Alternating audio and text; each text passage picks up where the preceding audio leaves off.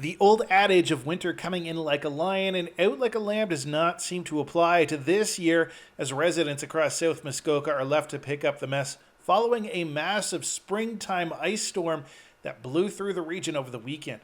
As of this morning, thousands of residents were still without power, which added to nearly 460,000 without power across the province after the storm pushed through. And hydro crews had their own safety issues to deal with as well.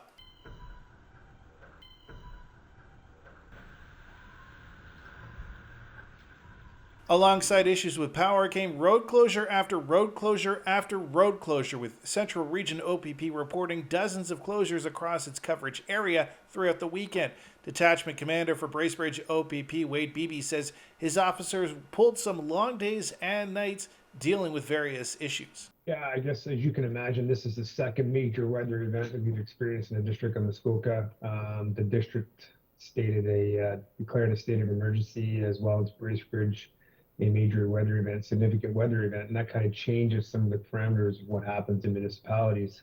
But from an OPP perspective, I wouldn't say business as usual. We're responding to a lot of down hydro lines, and we're a tiered response with fire and EMS. We respond to multiple calls in regards to down power lines because it's dangerous.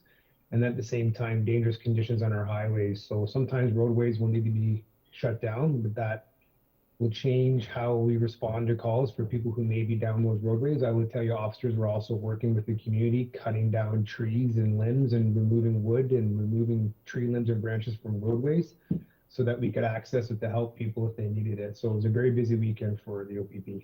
Thankfully, no deaths or serious injuries were reported, and Beebe says there were only a few minor fender benders with vehicles out on the roadways. And as the power comes back, officials are asking residents to be patient, especially at the pumps, as hundreds of people line up to get cars and jerry cans filled up, as some are still without power today and needing to gas up overworked generators. The District of Muskoka says all waste collection will be halted until further notice, and waste management sites are all closed while they focus on prioritizing clearing up thousands of broken branches and downed trees that are causing havoc across the district. For many in the region, power should be back on by tonight and life should start to get back to normal, but there still will be much cleanup to do in the week and beyond. And Santa's Village in Bracebridge is once again clearing up a wintry mess after the storm played havoc with trees in the park. Park Representative Tatiana Sutherland explains where they're at. Wow, this storm has really been something else for us. Just when we thought we might be out of all the winter damage here at Santa's Village, with this ice storm, because we're such a heavily treed area, the limbs just couldn't handle it and came down. And you can see behind me, we have Mrs. Claus's Bake Shop. Took quite a few branches and scattered throughout the entire park.